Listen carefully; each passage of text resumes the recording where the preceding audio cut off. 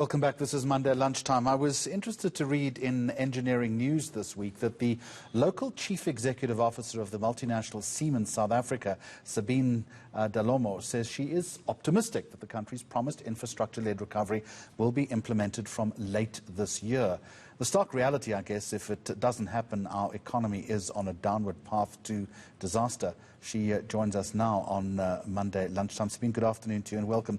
So you're optimistic. Are you starting to see evidence of either work being done or at least work in preparation?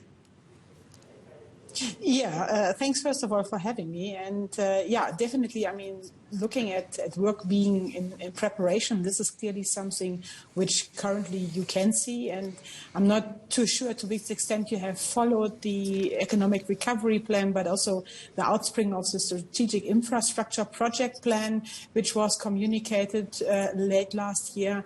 And there was held as well an infrastructure summit related to the 51 strategic projects, and I participated in quite a number of these project preparation sessions by which the state-owned entities, but also DTI and other institutions which have a stake in these developments, have prepared their outlook and also what kind of stakeholders they need. So there were already timelines, but also whom do you need? Obviously, funding is still a big issue. I can't take that away. But looking at that information available at this point in time, we haven't seen anything like that in the last years, and that is very encouraging.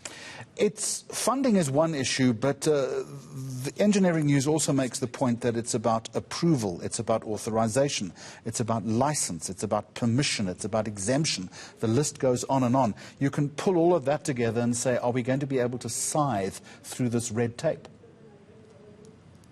Well, obviously, I mean, depending on what kind of infrastructure project it is, there is more or less red tape, yeah. And specifically, if you look at the renewable energy market and the communication around the 10 megawatts as well, the legislation which has been already gazetted around it, that is clearly a move forward, which we also didn't have in the past. So, yeah, I mean, there are other business activities and specifically some of the infrastructure projects where you most probably have housing and water and various departments working together. That's a bit more complicated. But I do also believe that from a business point of view, we need to outline these areas where there are bottlenecks and help to, open them up.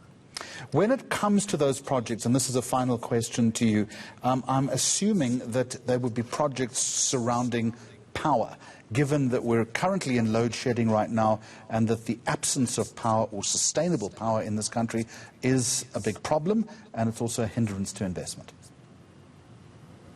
Yeah, clearly. I mean, that's one aspect which nobody can take away. But if you look at the COVID crisis which we currently have, that is a golden opportunity also to change the power sector in South Africa, and particular also bring it back into a more greener space. Because if you look at many of the recoveries, specifically in Europe, and I'm coming back to our home country, Germany, you will see that the recovery will be largely green and digital.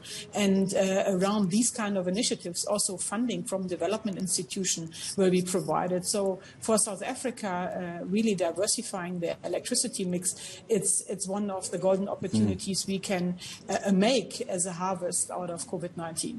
Well, it's gratifying to see that you are seeing some progress in this respect. Sabine Dall'Omo from Siemens in South Africa.